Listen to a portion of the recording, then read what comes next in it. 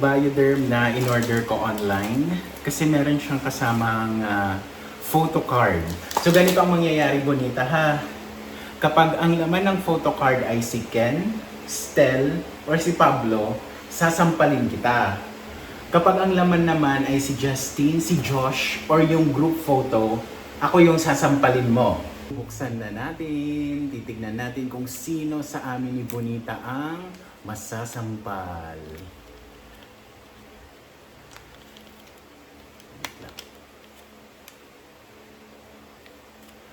Ano?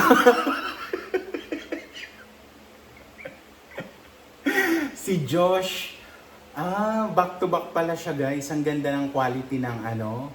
Tapos clear to. Hindi siya papel. Para siyang plastic, guys.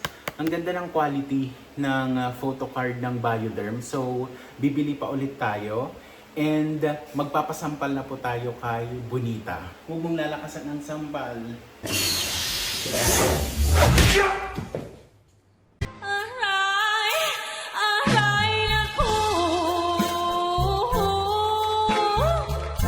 Bago natin puntahan ang mga isyong ibinabato ngayon sa SB19, i-congratulate muna natin sila sa kanilang very explosive performance. Seriously, nakaka-proud talaga as a Filipino na makita yung ganitong talent na pinapalakpakan at pinapanood ng napakaraming tao sa ibang bansa. So again, congratulations SB19 sa inyong napakagaling na Lollapalooza performance.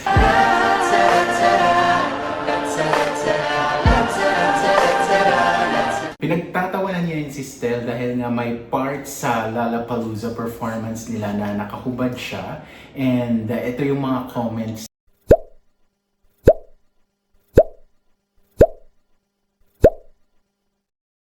Alam ko talaga maganda ang katawan ni Stel, pero doon nga sa performance nila, napansin ko rin na medyo, hindi naman bloated, pero chunky.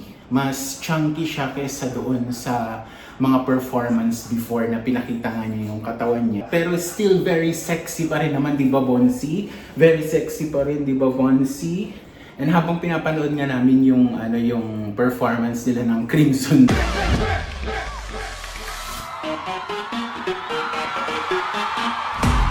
Ito yung epekto ng isang Stel kay Bonita. Ayan, panoorin nyo. Ala, Bonita! Ba't ganyan ang crimson drip mo? Nakita mo lang si Stel. Uy! Di ba, Bonsi? Ba't ka naggaganon, Bonsi? Ha? Nakita mo si Stel. Isa pang issue na ibinabato nila is maasim daw si Stel. Tubang masim si Stel, bakit ba lagi na lang siyang inaaway?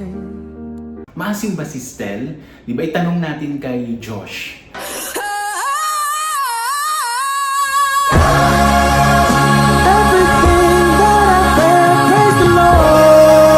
Ang last issue na pag-uusapan natin is yung dinadaan-daanan lang daw ng mga tao ang SB19.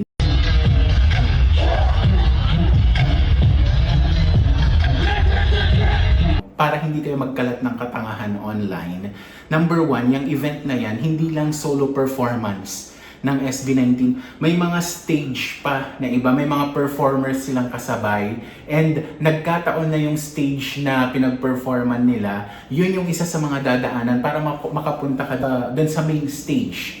Kaya makikita nyo na marami talagang dumadaan doon, di ba? So, huwag maging tanga, huwag maging ignorante. Maging proud na lang kayo na meron tayong representation. Bonita. Kagulat ka naman.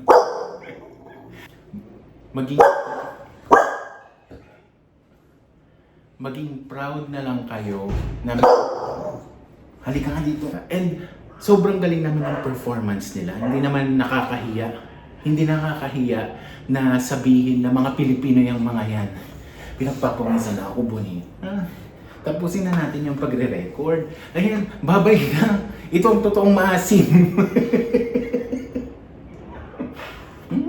Hindi mabango po si Bonita. Bagong ligo po siya.